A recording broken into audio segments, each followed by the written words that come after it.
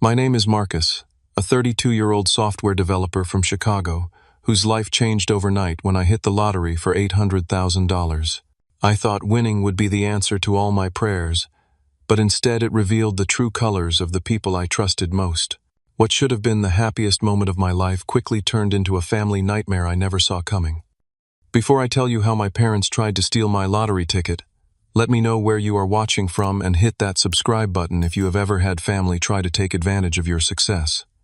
Growing up in the suburbs of Chicago, I was raised in what appeared to be a typical middle-class family. My parents, Richard and Patricia Wilson, provided a comfortable life for me and my younger brother, Kevin. We had a nice house, took annual family vacations, and never wanted for the basics. But beneath the surface of our family portrait, there was always an unmistakable current of favoritism flowing in Kevin's direction. From our earliest days, Kevin was the golden child. When we were kids, he always got the newest video games while I had to save my allowance for months. During high school, my parents bought him a car for his 16th birthday, while I worked weekends at the local grocery store to afford a beaten-up Honda that frequently broke down. When college time came around, they covered Kevin's full tuition at a private university, while I cobbled together scholarships and loans to attend state school. I never complained much about these disparities, having accepted from an early age that this was simply how our family operated. Kevin grew into exactly what you might expect from someone who never faced consequences. By 30, he had cycled through 3 different careers, each ending when he grew bored or faced any significant challenge.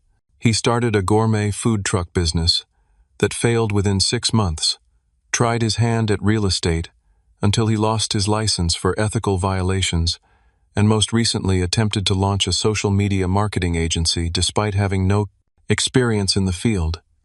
Through each of these ventures, my parents provided financial bailouts, emotional support, and endless justifications for his failures. Meanwhile, I took a more conventional path. After graduating with a computer science degree, I worked my way up at a tech startup, putting in long hours and building a solid reputation. I was recently promoted to senior developer, which came with a decent salary increase. Still, between Chicago's high cost of living and my remaining student loans, I wasn't exactly flush with cash. For years, I had been carefully saving for a down payment on a condo, wanting to finally have a place of my own instead of sharing an apartment with roommates. Despite the obvious preferential treatment in our family, I maintained a civil relationship with my parents and brother. Sunday dinners at my parents' house were a monthly tradition, and while these gatherings often featured subtle reminders of their favoritism, I attended out of a sense of family obligation. My philosophy was simple.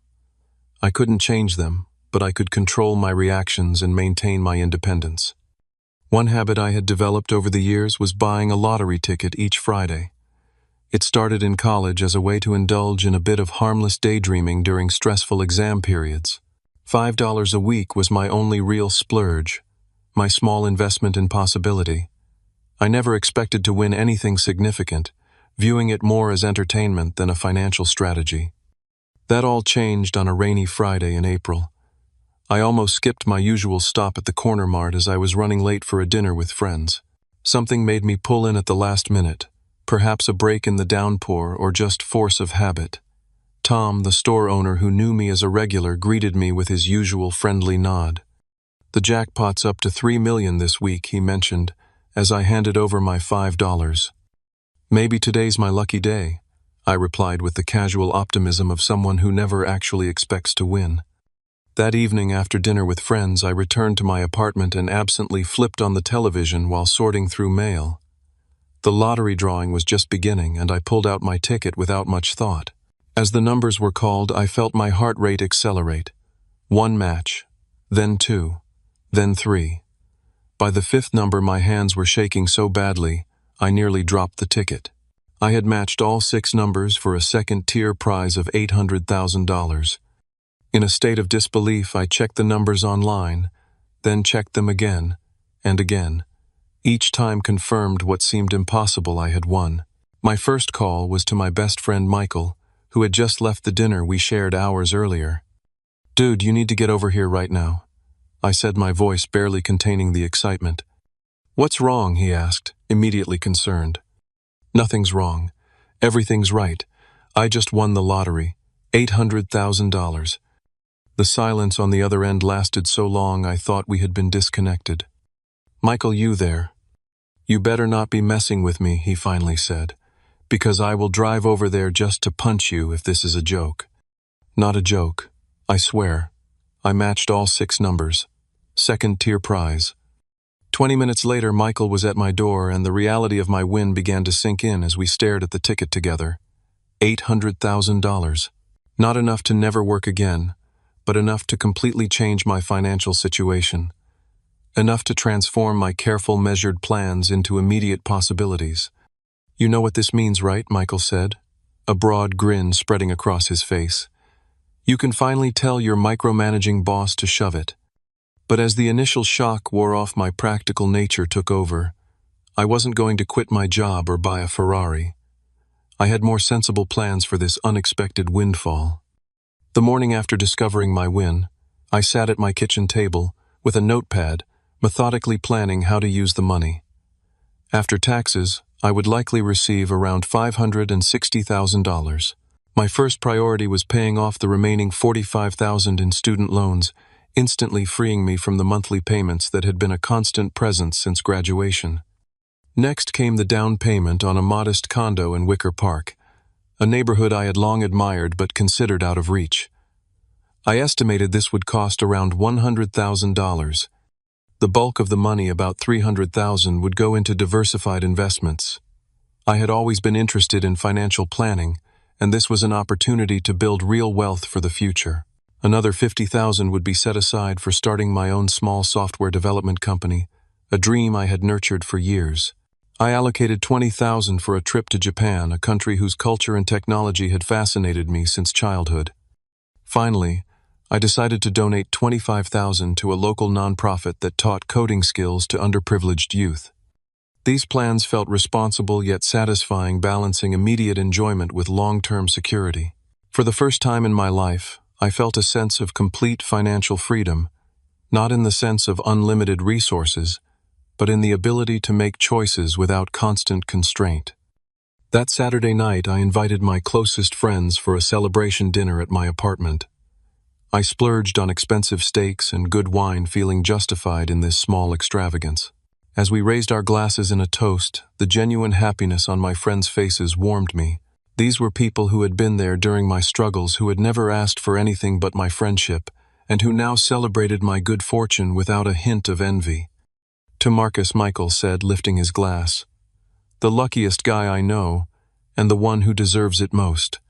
As the evening progressed, the conversation inevitably turned to my plans for collecting the winnings and managing the publicity that might come with it. "You should keep this quiet until the check clears," advised Sarah, who worked in banking. "Lottery winners become targets the minute the news gets out. And maybe consider claiming it anonymously, if your state allows it," added Daniel, an attorney. "The fewer people who know, the better." "What about your family?" Michael asked, knowing the complicated dynamics at play. "Are you planning to tell them?" I hesitated. Despite our strained relationship, the thought of keeping such significant news from my parents and brother felt wrong. Family was family after all. "I think I have to tell them," I said finally. "They're going to find out eventually, and I'd rather they hear it from me." Michael gave me a concerned look. "Just be careful. Money changes people, and from what you've told me about your brother." I know, I sighed. "But maybe this will be different. Maybe they'll just be happy for me." My friends exchanged glances, but said nothing more on the subject. As they left that night, each hugged me a little tighter than usual, as if sensing the challenges that might lie ahead. Over the next few days, I noticed an uptick in social media activity from relatives I rarely heard from. A second cousin commented on my profile picture after years of silence. An aunt I saw only at funerals suddenly sent a friend request. These small interactions triggered a mild uneasiness, making me wonder if news of my win had somehow leaked. Then came a text from Kevin. "Hey bro, we should catch up soon.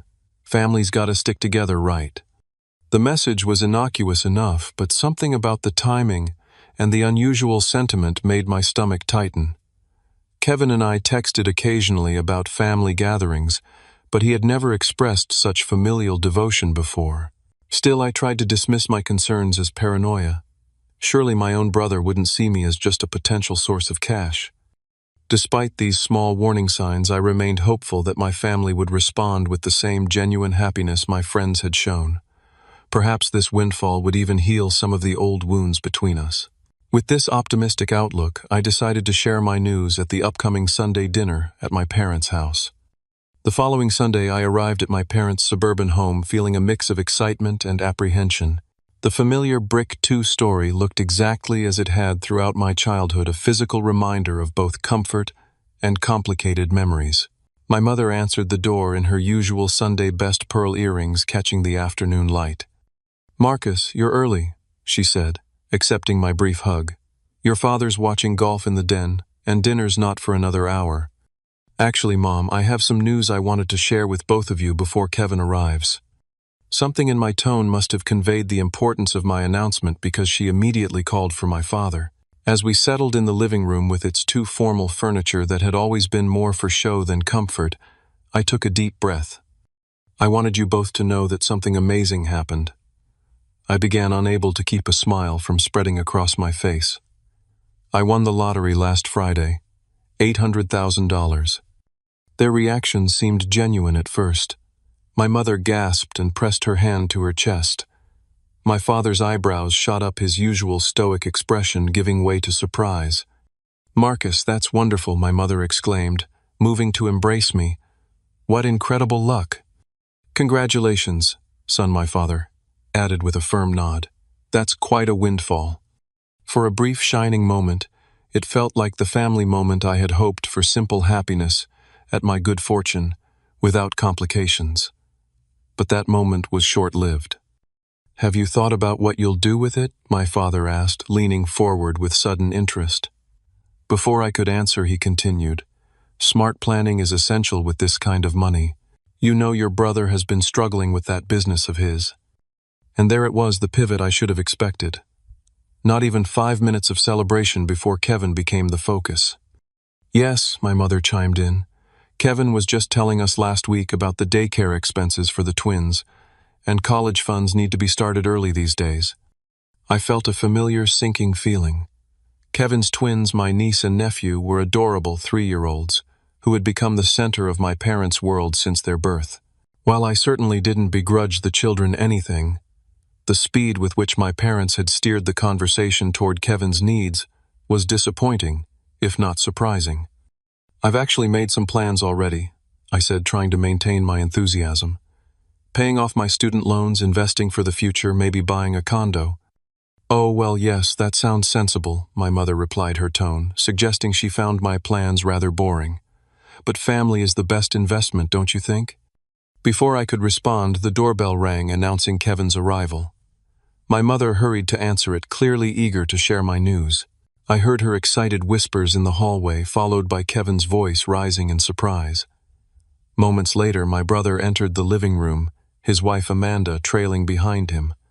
Kevin, as always, commanded the room with his presence. While we shared some physical similarities, his confident posture and easy smile had always made him seem more substantial somehow. "Marcus, the lucky man," he boomed, giving me a back-slapping hug that felt just slightly too enthusiastic. "Mom just told us the news. 800 grand, huh? That's life-changing." "Congratulations," Amanda added, her smile not quite reaching her eyes. "What amazing luck." As we moved to the dining room for dinner, the conversation remained focused on my lottery win, but in ways that made me increasingly uncomfortable. My parents kept using phrases like family wealth and shared blessings. Kevin repeatedly mentioned his financial challenges, explaining that his marketing agency was just one investor away from tremendous success. "You know," he said, "between bites of pot roast, with the right capital injection, we could expand to corporate clients. The potential return would be incredible." "That sounds like a great opportunity," my mother responded enthusiastically. "Doesn't it, Marcus?" I focused on my plate, unwilling to commit to anything. I'm still processing everything. The money isn't even in my account yet. "But you will be helping Kevin out, of course," my father stated rather than asked. "Family takes care of family." The assumption in his tone ignited a spark of anger I tried to suppress. I haven't made any decisions about that yet. I have my own financial goals to consider first. A heavy silence fell over the table. My mother broke it with a forced laugh.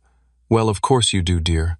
But after those are taken care of, there should be plenty left to help your brother get on his feet. Those children need security. Kevin nodded solemnly. The twins' preschool tuition is killing us, and Amanda had to cut back her hours to care for them when they had those ear infections last month.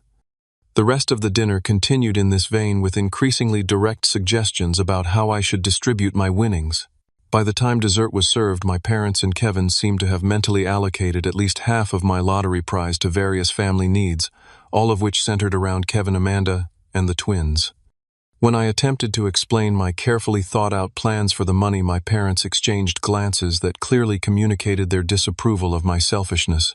Kevin looked genuinely confused that I wasn't jumping at the chance to solve his financial problems. I just don't understand why you need $300,000 in investments when that money could help put the twins through college someday, he said, shaking his head as if I was being completely unreasonable. The final straw came when Amanda began discussing private school options they were considering for the twins' schools with tuition rates that would conveniently align with regular contributions from a generous uncle. I stood up abruptly, nearly knocking over my water glass. I need to head out. Early meeting tomorrow. But you haven't had coffee yet, my mother protested. Another time, I said, already moving toward the door. Thanks for dinner. As I drove home, a profound sense of disappointment settled over me. I had hoped, perhaps naively, that my good fortune would bring joy to my family without strings attached. Instead, it had taken less than an hour for them to view me as little more than a financial resource to be tapped for Kevin's benefit. The familiar dynamics of our family had not changed. They had only been magnified by the prospect of money.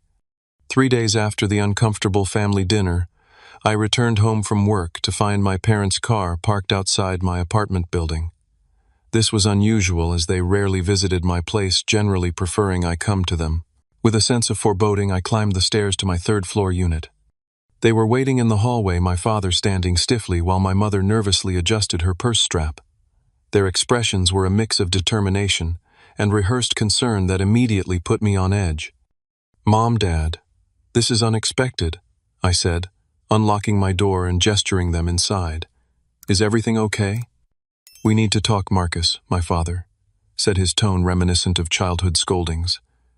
They followed me into my modest apartment, taking in the surroundings with subtle disapproval. My mother perched on the edge of the sofa, while my father remained standing, arms crossed. "We've been thinking about your situation," he began without preamble, "and we've come to a decision about how this should be handled." "My situation," I repeated, already feeling my defenses rise. "You mean my lottery winnings?" "Yes," my mother interjected, her voice taking on the placating tone she often used during family conflicts. "We know this is exciting for you, but we need to discuss what's best for the family as a whole." My father nodded firmly. "Kevin has responsibilities you don't have. He has children to provide for, a mortgage, business debts that are creating significant stress. And the twins need stability," my mother added. "Their future education, proper health care, all those things require planning and resources." I sat down slowly, already seeing where this conversation was heading. "I understand Kevin has responsibilities, but those are his responsibilities, not mine." My father's expression hardened. "That's a very selfish attitude, Marcus. Family supports each other. Your brother would do the same for you if situations were reversed." I bit back a laugh at this blatant falsehood. Kevin had never sacrificed anything for me, and we all knew it.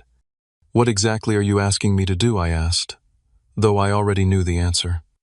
My father straightened his shoulders. "We think the fair thing would be for you to give half of your winnings to your brother. $400,000 would make a tremendous difference in their lives, while you'd still have plenty for yourself." The bluntness of the demand stunned me into momentary silence. They weren't suggesting a small gift or loan, but literally half of my winnings. "That's not going to happen," I finally said, my voice quiet but firm. "I have plans for that money, plans I've thought through carefully." My mother's eyes filled with tears, her go-to tactic when things weren't going her way. "I can't believe how selfish you've become. Kevin has children to think about. What about your niece and nephew? Don't you care about their future?" Of course I care about them. I responded, feeling the familiar guilt trip taking effect despite my resolution.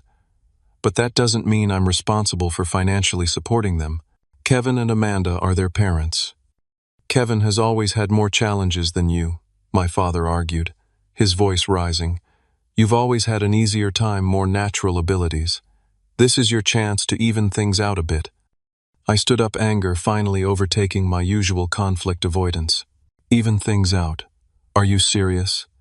You've been evening things out in Kevin's favor my entire life. When has he ever had to face consequences for his choices? When has he ever had to work for anything without you bailing him out? My mother gasped at my outburst. That's not true. We've always treated you both equally. The blatant denial of reality pushed me further. That's complete nonsense, and you know it. Kevin got a car for his birthday. I worked weekends for mine. You paid his full college tuition. I'm still paying off loans. He's failed at 3 businesses that you've funded. When does it end? My father's face reddened. We've heard enough of this ingratitude. Here's how it's going to be. Either you agree to share this windfall with your brother, or you can consider yourself no longer part of this family. The ultimatum hung in the air between us. I stared at my parents, these people who had raised me but had always placed me second, and felt something inside me finally break free. I need time to think, I managed to say, not yet ready for the full rupture their ultimatum threatened. You have until Friday, my father declared.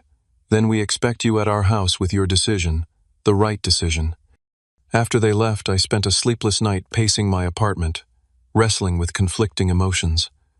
The rational part of me knew I was being manipulated and taken advantage of, yet decades of family conditioning made it difficult to stand firm against their pressure.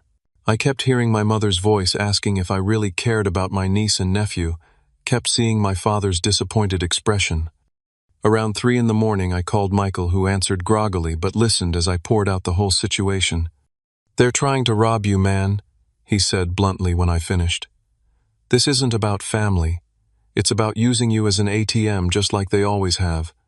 But what if they really do cut me off, I asked, voicing my deepest fear. They're still my parents. Kevin's still my brother. Are they though? Michael challenged. In any way that matters. Family supports each other, yeah, but that support should go both ways. When have they ever put your needs first? His question hung in the air as I struggled to come up with even one clear example. The next day, I researched family conflicts over lottery winnings online, finding countless stories of relationships destroyed by money. The pattern was always the same: initial excitement followed by escalating demands, followed by permanent rifts when those demands weren't met. The advice from lawyers and financial advisors was unanimous: set clear boundaries early and maintain them firmly. By Friday morning, I had made my decision. I would not be giving half my winnings to Kevin. I would offer a one-time gift of $25,000 for my niece and nephew's education fund, a generous gesture that wouldn't compromise my financial security. With this compromise in mind, I drove to my parents' house that evening, mentally preparing for another difficult conversation. When I arrived, I was surprised to find Kevin's car already in the driveway. Entering without knocking, as was family custom, I found my parents, Kevin and Amanda, sitting in the living room, arranged almost like a tribunal awaiting my appearance. Marcus. My mother greeted me with unusual formality. We're glad you've come to your senses. The presumption that I had already capitulated to their demands immediately raised my hackles. I've made a decision, but you shouldn't assume you know what it is. Kevin leaned forward, an eager expression on his face. Look, bro, I've been thinking about how to invest the money. I've got a solid business plan that could benefit both of us. Amanda nodded enthusiastically. And we've already toured Brighton Academy for the twins. It's perfect for them, but the deposit is due next month. I stared at them incredulously. They had already been spending my money in their minds, dividing up my winnings before I'd even agreed to share anything. I'm not giving you half the money, I stated flatly, looking directly at my brother. That was never going to happen. The room went deadly silent. My father's face darkened while my mother's hand flew to her mouth in shock. I've decided to set up education funds for the twins, I continued. $25,000 each to be used only for their schooling when they're older. Instead of seeing this as the generous compromise it was, my family reacted with outrage. 25,000, Kevin scoffed. That's nothing. That won't even cover 2 years of private elementary school. This isn't just about the kids, my father interjected angrily.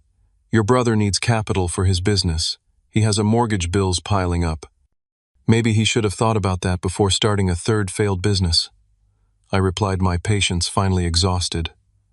I'm not responsible for bailing Kevin out of his financial decisions. Amanda stood up, her face flushed with anger. So you're just going to hoard all that money for yourself while your own family struggles, while your niece and nephew go without opportunities? They're 3 years old, I pointed out. And they're hardly going without. They have 2 parents who should be providing for them, not expecting handouts from relatives. My mother began to sob dramatically. I don't even recognize who you've become. So cold, so selfish. This is our final word on the matter, my father declared, standing to his full height. You will give half your winnings to your brother, or you are no longer welcome in this family. No more Sunday dinners, no holidays, no relationship with your niece and nephew. Is that what you want? I looked around at these people who claimed to love me but were willing to discard me the moment I refused to fund their desires. In that moment, something shifted inside me, a recognition that perhaps losing this conditional form of family might not be the tragedy they assumed it would be. If that's your ultimatum, then I guess this is goodbye, I said quietly, turning toward the door. You'll give half to your brother, or get out of this house, my father shouted after me, his voice shaking with rage. I paused at the doorway, looking back one last time. I'll be by tomorrow to collect the spare house key I left with you. After that, don't contact me again. As I walked to my car, I heard Kevin's voice behind me calling my name, but I didn't turn around. The weight of decades of unequal treatment, of always being the responsible one, yet never the favored one, propelled me forward. For the first time, I was choosing myself over their demands, and despite the pain, it felt like freedom. The next morning, I drove back to my parents' house, hoping to retrieve my spare key and make a clean break without further drama. I had called ahead twice, but no one answered, which was unusual for a Saturday morning when my parents typically lingered over coffee and the newspaper. Their cars were in the driveway, however, indicating they were home. After knocking several times with no response, I remembered to hide a key under the stone turtle in the garden, a family secret from childhood. Part of me felt uneasy about entering uninvited after yesterday's confrontation, but I also wanted to resolve this situation quickly and move forward with my life. The house was eerily quiet as I stepped inside, but I could hear muffled voices coming from my father's study at the back of the house. Moving quietly through the familiar hallway, I approached the partially open door, intending to announce my presence.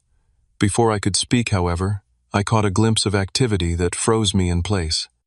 My parents and Kevin were huddled around my father's desk, heads bent together in concentration. Spread out before them was what appeared to be my lottery ticket, the very one I had shown them earlier in the week as proof of my win. My father was holding a pen, practicing a signature on a separate piece of paper. With a shock, I realized he was attempting to duplicate my signature. It has to be perfect, my mother was saying in a hushed tone. The lottery commission will check it carefully. I've almost got it, my father muttered, making another attempt. Marcus has that little curl at the end of the S that's tricky. Kevin picked up the ticket, examining it closely. Once we have the signature right, we just need to turn this in before he does. They said winners have 60 days to claim right. And we have all his information from the tax forms he filled out when he worked for us that summer, my mother added. Social security number, birth date, everything they might ask for. What about ID? Kevin asked. Won't they need that? My father waved dismissively. I'll say I forgot it and have to come back. By then, we'll have figured something out. Maybe that old fake ID you had in college could be altered. I stood there, blood pounding in my ears as the full magnitude of their betrayal became clear. They weren't just trying to pressure me into sharing my winnings. They were actively plotting to steal them entirely.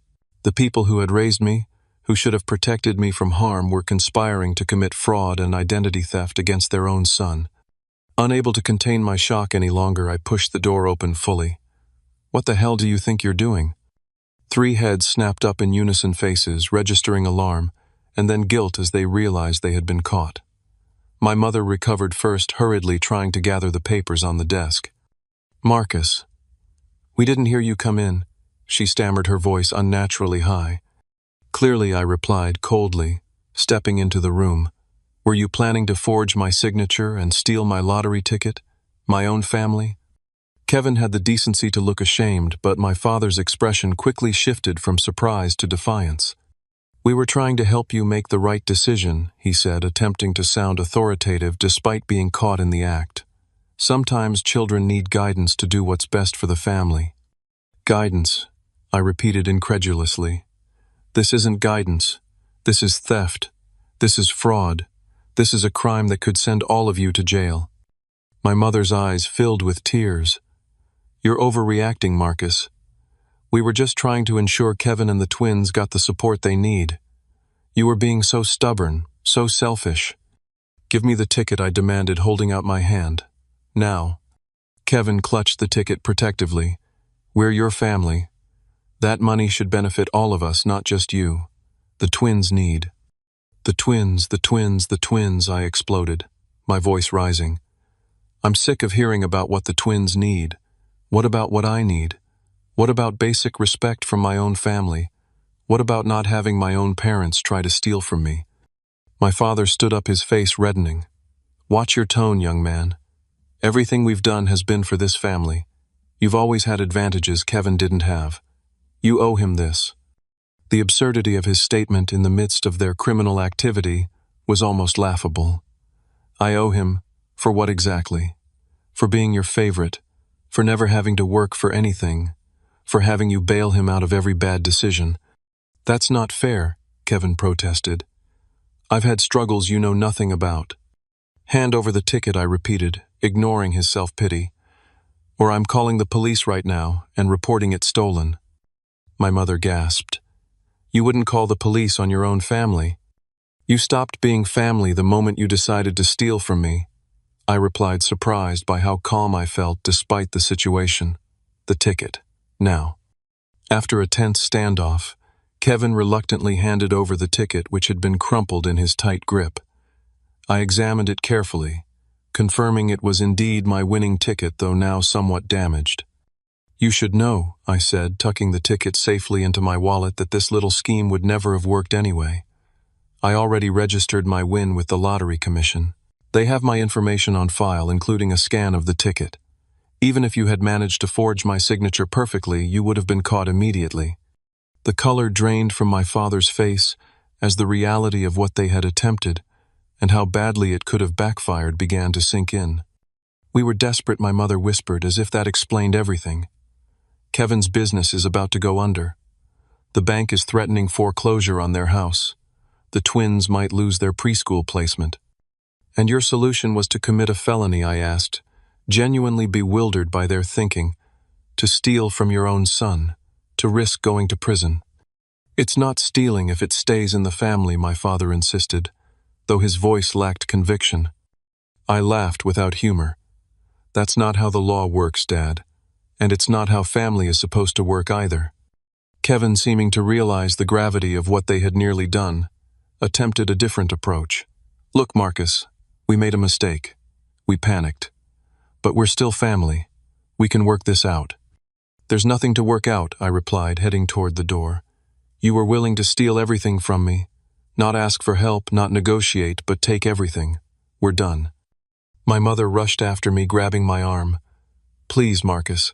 The twins are innocent in all this. Don't punish them for our mistake." Her attempt to use the children as emotional leverage one more time was the final straw. Those children have 2 parents and 2 grandparents who were just willing to commit fraud for money. Maybe focus on being better role models instead of trying to manipulate me through them. As I walked out of the house for what I knew would be the last time, my father called after me, his voice a mixture of anger and desperation. "You'll regret this. Marcus' family is all that matters in the end." I turned back briefly. "No, what matters is respect, honesty, and genuine care, none of which you've shown me today or for most of my life. Goodbye." In my car, hands shaking slightly from the confrontation, I examined the crumpled lottery ticket more carefully. Despite the damage, all the essential information remained legible. Still, I would need to be extra careful with it until I could officially claim my prize. The irony wasn't lost on me that in trying to steal my windfall, my family had nearly destroyed the physical evidence of it. As I drove away from the house, I grew up in a strange sense of calm, replaced the anger and shock. The worst had happened, the relationship had fractured beyond repair, and yet I felt lighter somehow. The constant need to seek approval from people who would never truly put my interests first had been a weight I hadn't fully recognized until it was lifted. Monday morning found me sitting in the office of Diana Chen, a lawyer specializing in lottery winners and sudden wealth management. Her downtown office projected exactly the kind of competence and discretion I needed after the weekend's events. "So your family attempted to forge your signature and claim your winnings," she summarized after I explained the situation. "And you're concerned they might make further attempts to access your money." "Yes," I confirmed. "I don't think they'll try anything with the lottery commission now that they know I've registered my win, but I'm worried about what might happen once the money is in my account." Diana nodded, making notes. "Unfortunately, your concerns are valid. Lottery winners often face exactly this kind of family pressure and sometimes outright fraud. Here's what we're going to do." Over the next hour, she outlined a comprehensive plan to protect my assets.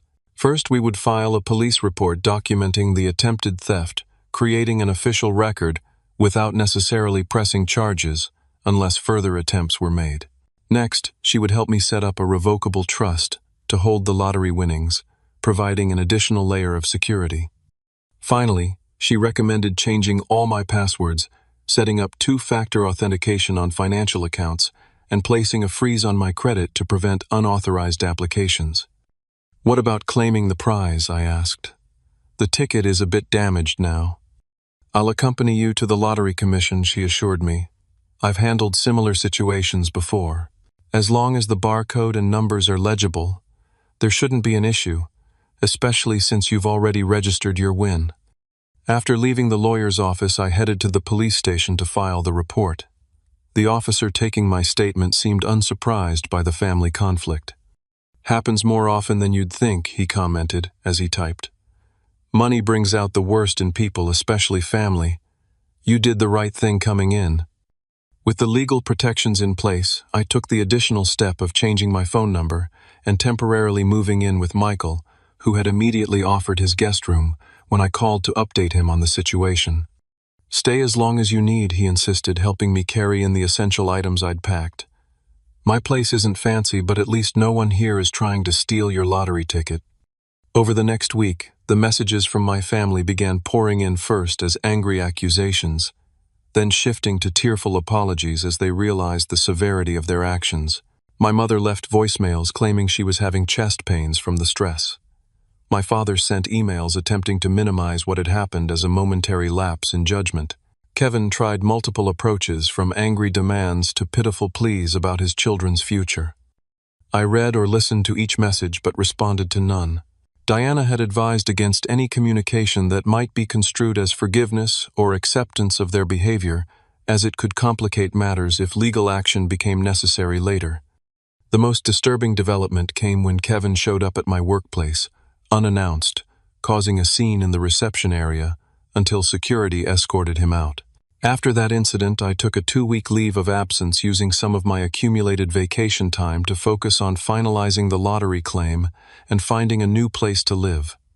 With Diana accompanying me, I presented my damaged but valid ticket to the lottery commission. As she had predicted, the registration I had already completed helped smooth the process, and after verifying my identity and the ticket's authenticity, I was officially confirmed as the winner of $800,000. Following the advice of both Diana and the financial advisor she had connected me with, I opted for minimal publicity. The lottery commission would release my name as required by law, but I declined the standard photo opportunity with the oversized check and gave no interviews. Despite these precautions, extended family members and old acquaintances began reaching out almost immediately after the win became public. Distant cousins suddenly remembered our childhood bond. A high school classmate I hadn't spoken to in 15 years messaged about an amazing investment opportunity. Each contact reinforced the wisdom of the protective measures I had put in place. My parents, seemingly realizing their direct approaches weren't working, enlisted various family members to contact me on their behalf. My aunt called to tell me my mother was devastated and not eating. An uncle emailed to say the family would never be whole until I forgave them. Even my elderly grandmother was recruited to leave a guilt-inducing message about family forgiveness being a virtue. Throughout this barrage, I maintained my silence, focusing instead on moving forward with my life. With my financial advisor's help, I allocated the funds according to my original plan, with one significant change. Instead of the $25,000 for each of my niece and nephew, I established anonymous scholarships at a planned, local community college for students facing financial hardship. 3 weeks after claiming my prize, I found a modest but comfortable condo in a neighborhood I loved, far enough from my parents' home to make unexpected visits unlikely. The process of furnishing it and making it my own became a form of therapy, each decision a small assertion of independence and self-care. Michael and my other close friends formed a protective circle around me during this transition, helping with the move, organizing a housewarming gathering, and providing the emotional support my family had failed to offer. In their genuine happiness for my good fortune and respect for my boundaries, I found a chosen family that valued me for who I was, not what I could provide. On social media, my parents had taken to portraying me as the villain in our family drama, posting vague but pointed comments about ungrateful children and the importance of sharing blessings. These digital guilt trips only strengthened my resolve to maintain distance from their toxic influence. As weeks turned into months, I gradually established a new normal. I continued working at my job, finding satisfaction in the routine and the respect I had earned there through years of dedication. The knowledge that I no longer needed the paycheck to survive gave me a new confidence in professional situations, allowing me to take creative risks and speak up more in meetings. With part of my investment fund, I began taking steps toward my dream of starting a small software development company, registering a business name, and beginning to build a portfolio of potential projects. This productive focus helped channel my energy away from family drama and toward a positive future. Perhaps most significantly, I started therapy to address the long-standing patterns of family dysfunction that had culminated in the lottery incident. For the first time, I fully examined the impact of always being the less favored child and the unhealthy dynamics that had shaped my relationships and self-image. What your family did was an extreme version of something that had been happening your entire life, my therapist observed during one session. They were taking from you emotionally and now financially, without genuine concern for your well-being. This perspective helped me see that maintaining distance wasn't about punishment or revenge, but about protecting myself from a harmful pattern that would likely never change. With this understanding came a gradual release of guilt and a growing sense of peace with my decision to prioritize my own well-being. 6 months after the lottery win, I looked around at my new life built on my own terms and protected from those who had tried to exploit me, and felt a deep sense of gratitude, not for the money itself, but for the clarity it had brought. Sometimes the most valuable things we gain aren't measured in dollars, but in the wisdom to recognize toxic relationships and the courage to walk away from them. 1 year after winning the lottery, my life had transformed in ways both expected and surprising. The financial changes were the most obvious. I was debt-free, owned my condo outright, and had established a healthy investment portfolio that would provide security for years to come. My small software company had landed its first 2 clients and was beginning to build a reputation for innovative solutions in healthcare data management. But the more profound changes were internal. The person I had become was more confident, more discerning about relationships, and more at peace with setting boundaries. I had developed a community of friends who supported each other's successes without expectation or envy. My therapist had recently suggested we reduce our sessions to monthly check-ins, noting the significant progress I'd made in recognizing and addressing unhealthy relationship patterns. On a crisp fall morning, almost exactly a year since the family confrontation, I met Michael for our traditional Saturday coffee at a neighborhood cafe. As we settled into our usual corner table, he slid his phone across to me, open to a social media post. "Thought you should see this," he said gently. No pressure to respond or anything. The post showed my parents' house with a sold sign in the front yard. The caption, written by a mutual acquaintance, expressed surprise at the Wilson family's sudden downsizing and included well wishes for their new chapter in a smaller home. "They sold the house?" I asked, genuinely surprised. The family home had been a point of pride for my parents for over 30 years. Michael nodded.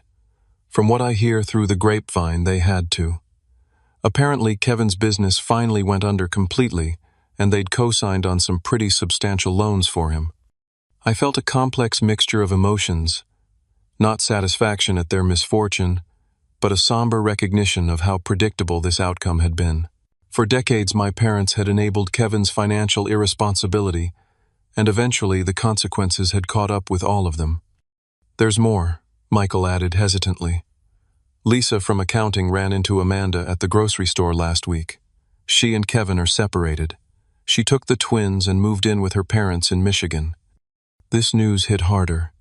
Despite everything I cared about my niece and nephew, and the thought of their parents' separation added another layer of instability to their young lives.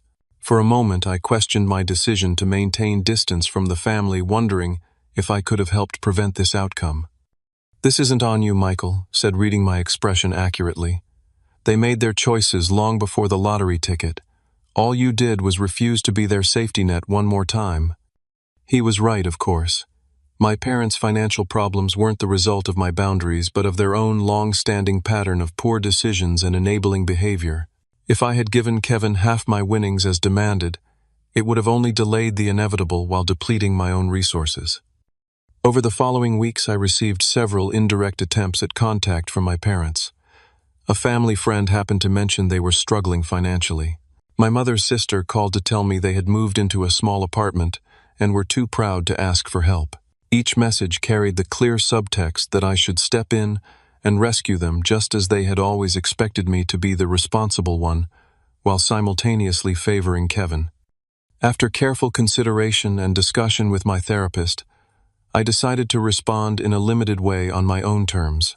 I sent a brief email to my parents with a link to a financial counseling service I had researched offering to pay for 6 months of sessions if they were interested in professional guidance for their situation. The offer was neither accepted nor acknowledged. Despite this continued dysfunction, I found myself increasingly at peace with the separation. The clarity that had come with distance allowed me to see our family dynamics with new eyes, recognizing patterns that had been invisible when I was enmeshed in them. My parents had always seen me as the strong, capable one who didn't need support, using that perception to justify directing all their resources and attention to Kevin. The lottery had simply brought this long-standing dynamic to its logical extreme. As I approached the anniversary of my win, I decided to honor the occasion by fulfilling one of my original plans for the money. I established a scholarship program at a local community college for students pursuing degrees in computer science who came from challenging family backgrounds. The application essay asked students to describe how they had overcome family obstacles to pursue their education, a theme that felt deeply personal to me. Reading through the first batch of applications, I was moved by stories of resilience and determination that echoed aspects of my own journey. Young people who had navigated family addiction, financial hardship, or emotional neglect to pursue their dreams reminded me that while we can't choose our birth families, we can choose how we respond to the hand we're dealt. One evening, as I sat on the balcony of my condo watching the sunset over the city skyline, I reflected on everything that had transpired since that rainy Friday when I bought the winning ticket. The money had changed my life, certainly, but not in the ways I had initially expected. More than financial freedom, it had given me the clarity to see relationships for what they truly were and the courage to create necessary distance from toxic dynamics. In the end, winning the lottery had cost me my family of origin, but it had given me something far more valuable: self-worth that wasn't tied to what I could provide for others, boundaries that protected my well-being, and the freedom to build a life based on genuine connection rather than obligation. The lesson wasn't that money changes people, but that it reveals who they already are. My parents and brother hadn't suddenly become entitled or manipulative when they learned about my winnings. They had simply revealed more clearly the dynamics that had always existed beneath the surface of our relationships. And in that painful revelation came the gift of truth, allowing me to finally free myself from patterns that had constrained me for decades. As the first stars appeared in the darkening sky, I felt a profound sense of gratitude not for the money itself but for the journey it had initiated. Sometimes the most valuable things we gain aren't the ones we can deposit in a bank account, but the wisdom to recognize what truly matters and the courage to build a life aligned with our deepest values. What would you have done in my situation? Would you have shared your lottery winnings with family members who had always taken you for granted? Or would you have held firm to your boundaries like I did? Leave a comment below sharing your thoughts. And if you enjoyed this story about standing up for yourself, hit that like button and subscribe for more stories about finding strength in difficult family situations. Thank you for listening. And remember that sometimes the biggest win isn't the lottery ticket but discovering your own worth.